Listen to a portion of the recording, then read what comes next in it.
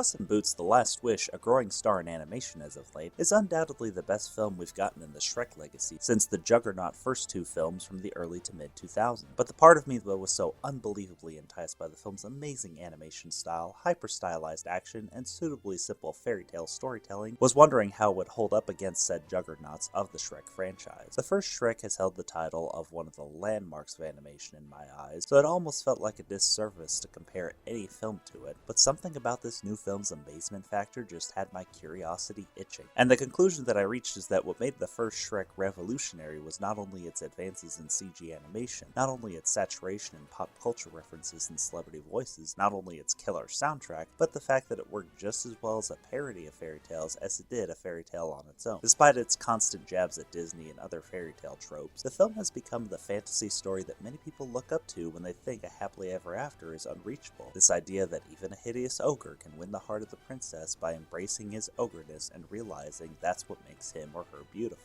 Puss in Boots: The Last Wish is the first film in the Shrek legacy since then, including the hilarious and energetic but not quite as accessible second Shrek film, to understand this concept of simple fairy tale storytelling over pop culture saturation and use it to its advantage. Only this time, instead of bringing out the inner layers of a typically seen as monstrous ogre, it's deconstructing a legendary hero and stripping him of his confidence to send him on a journey that turns his typical excitement and adventure into peril. That's one thing that puts Last Wish above the first Puss in Boots film from 2011, is that while the film was a fun romp, it lacked any kind of emotional resonance, whereas Last Wish creates this heavy emotional turmoil that makes the adventure not only more exciting, but also more personal. Up against the first Shrek film, however, Shrek himself as a character is arguably more accessible, being more down to earth and less eccentric. Puss, from the beginning, was mostly designed as a gag character, whereas Shrek, despite having his share of gags as well, was being designed to be the more relatable character with more relatable problems and an easier to grasp personality. That's actually why I was surprised that both Puss in Boots movies worked as well as they did, because I honestly didn't think that Puss, being gag-centric and not having much of an emotional core, would be able to hold a film on his own, similar to how Jack Sparrow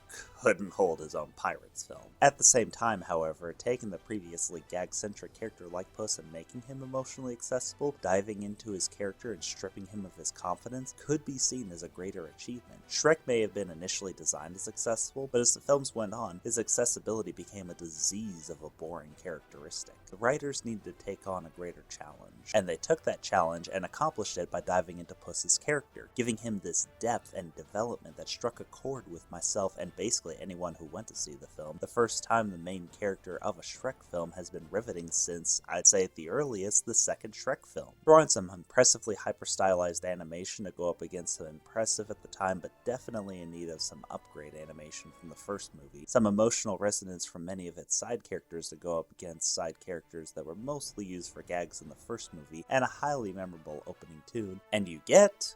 probably not the landmark the first movie was, in the same sense that Lion King 94 will always be more of a landmark film than any remake, though it might have been more of a landmark if it wasn't beaten to the chase by Spider-Verse in its animation style, but a film that, in many other ways, rivals against the first film, even if not necessarily replacing it, and undoubtedly pummels the other films to become the best Shrek film we've gotten in a dog's age. Though on that note, the first Shrek could have benefited from a puppy as well.